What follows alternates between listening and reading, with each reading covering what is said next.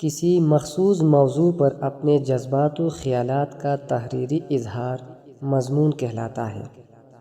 اس کے لیے موضوع کی کوئی قید نہیں، زندگی کے ہر مسئلے پر مضمون لکھا جا سکتا ہے۔ اسلوب کی جو لچک اس صنف میں پائی جاتی ہے، اس کی وجہ سے دور جدید میں اس نے بڑی تیزی سے ترقی کی ہے۔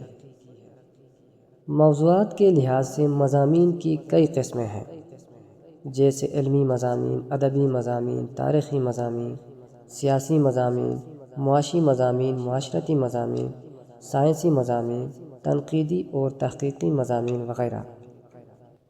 مضمون تحریر کرنے کے عام طور پر جو طریقے رائج ہیں، ان میں سب سے پہلے کسی مسئلے کو زیر بحث لایا جاتا ہے، پھر موضوع کے مطابق تفصیلات فراہم کی جاتی ہیں۔ کبھی حمایت یا مخالفت میں دلائل بھی دیے جاتے ہیں، اور آخر میں نتائج کو اختصار کے ساتھ بیان کیا جاتا ہے۔ مضمون میں نظم و ضبط، ربط اور تناسب بے حد ضروری ہے تاکہ گہرا تاثر قائم کیا جا سکے۔ مضمون کو 3 اجزاء میں تقسیم کیا جا سکتا ہے۔ تمہید: اس حصے میں موضوع کا تعارف کروایا جاتا ہے۔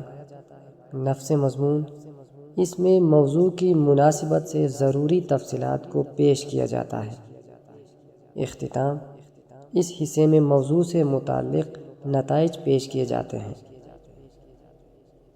مضمون نویسی میں اسلوب کو خصوصی اہمیت حاصل ہے۔ اسلوب سے ہی ہم موضوع کو سنجیدہ اور غیر سنجیدہ پیمانے میں بیان کرتے ہیں۔ موضوع کو بیان کرتے ہوئے جس قدر سادہ اور سلیس زبان استعمال کی جائے، تاثر اس قدر گہرا ہوگا۔ بعض اوقات مضمون نگار تشبیہات و استعارات، محاورات اور دیگر خصوصیات سے اپنے مضمون کو دلکشی اور رعنائی عطا کرتے ہیں۔ اس کے علاوہ احادیث، اقوال، اشعار اور کہاوتیں موضوع کی معنویت کو اجاگر کرنے میں اہم کردار ادا کرتی ہیں۔ مضامین تحریر کرتے ہوئے ہمیں زبان و بیان کے استعمال میں احتیاط برتنی چاہیے۔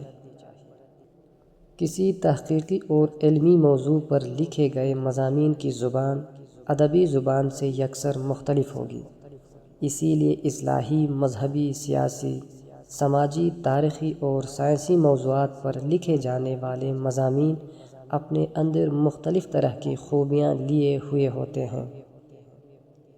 مضمون کی سب سے بڑی خوبی یہ ہونی چاہیے کہ اس میں اختصار سے کام لیا جائے۔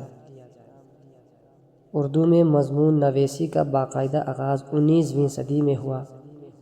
1824 عیسوی میں دلی کالج کے قیام کے بعد جب انگریزوں نے مختلف علوم و فنون کی ترقی پر توجہ دی تو اس کالج سے وابستہ ماسٹر رام چندر وغیرہ نے مضمون نویسی کی بنیاد رکھی۔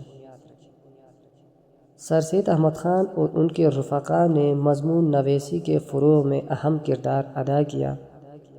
انہوں نے مذہبی، سیاسی، علمی، معاشرتی، تاریخی اور فلسفیانہ موضوعات پر بکثرت مضامین لکھے۔ ان کے رسالے تہذیب الاخلاق نے اس صنف کی ترویج اور ترقی میں اہم کردار ادا کیا۔